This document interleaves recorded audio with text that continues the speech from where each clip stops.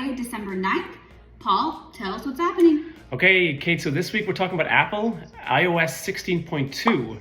That version has been released and should be appearing on our phones any day now. Well, iOS 16, as you know, arrived in September, and they promised a few things that weren't ready yet. So this week we're getting it. It's coming out. Some of them interesting, some of them more behind the scenes, and some of them front facing. Some I think you're gonna love. But I'm gonna start with privacy and security. Advanced data protection has arrived, and what this means, I'll get into some background here. iOS already encrypts all your data when it's storing it on the cloud. But in the event of a security breach where someone has your password and your login information, they could hack your account.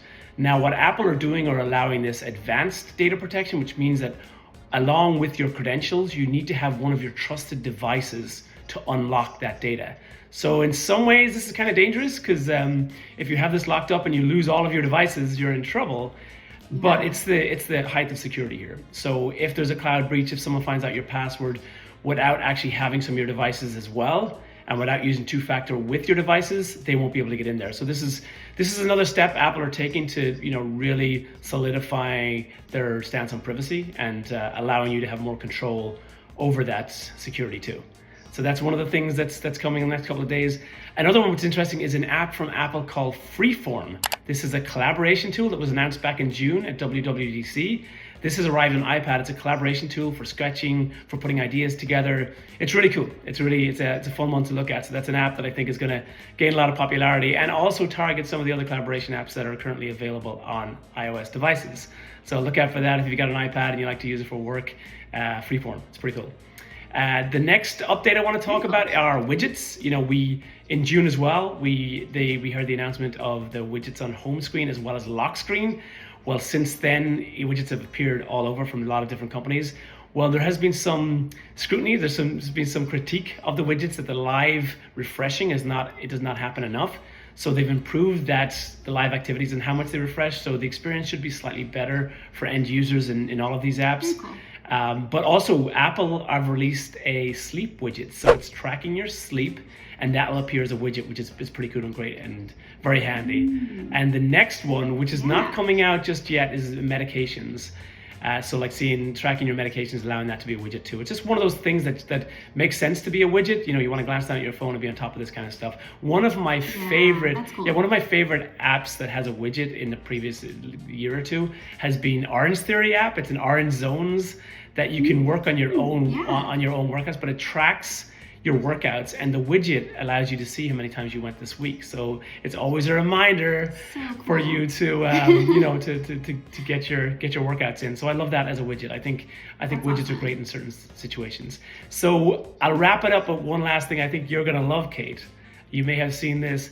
Apple Music Sing is bringing karaoke to every single song in your Apple Music library. They're using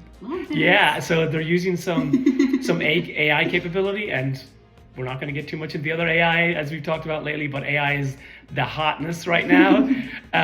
But Sing allows you to turn down the lyrics in any song. So they're on the fly. You can turn the lyrics down to 0, so you can't hear any lyrics at all, while following the words on the screen. So what do you think about that one?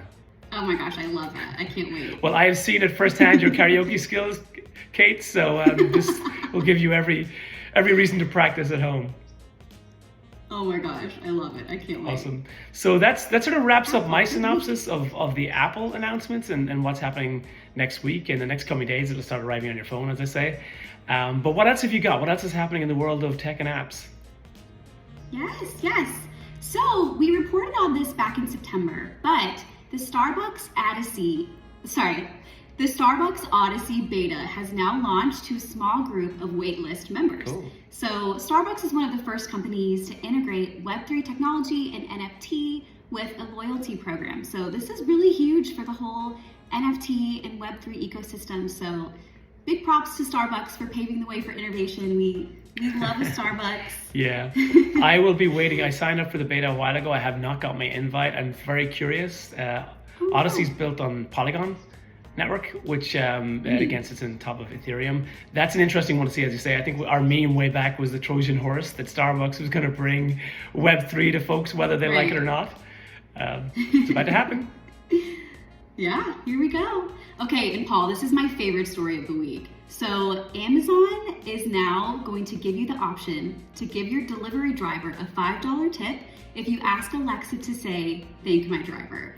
So this is a new feature that's part of a promotion that Amazon's running to celebrate their impending 15 billion packages delivered milestone. Wow. So the 5 drivers who receive the most thank yous will get a $10,000 bonus plus $10,000 donated to a charity of their choice. So super cool. Very cool. Definitely thank your delivery drivers. They work so hard for us, getting us our Christmas gifts. That's great. That's great. There's another that. Trojan horse there. I think Amazon is trying to get people to use Alexa. I know we talked about it in the last couple of weeks around, Amazon's valuation dropped and the amount of money they have spent on voice and how they're pulling back on some of Alexa's, influence and some of Alexa's focus.